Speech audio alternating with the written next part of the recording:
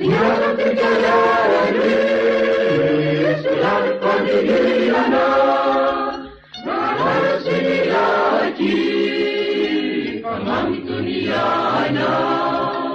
Dilinda similaminan ismang tulu, rabakan izani ismang samiyani.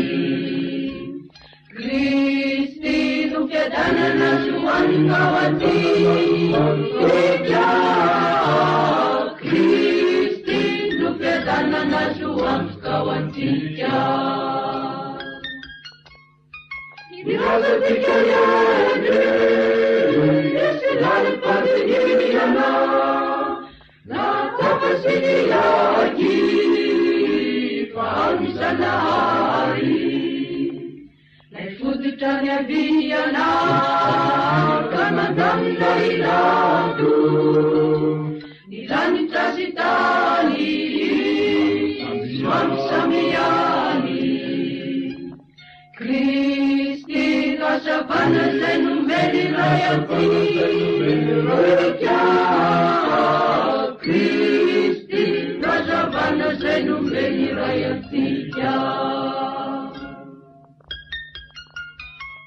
Dirasa perjalanan selalu pendiriannya, mana tidak sini lagi panai teupadi. Disapu tini pasana asnawi kinilu, kaapa kami tai Islam samiyani.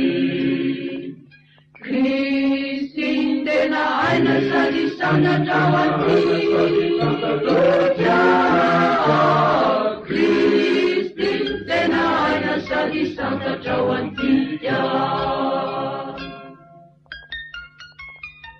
Dirasa percayaan selalu pendiriannya, nani lalandaba Fiona benitui.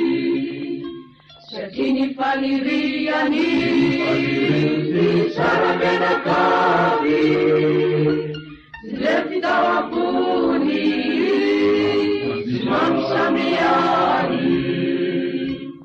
Kristi lana barakani rainu nyagati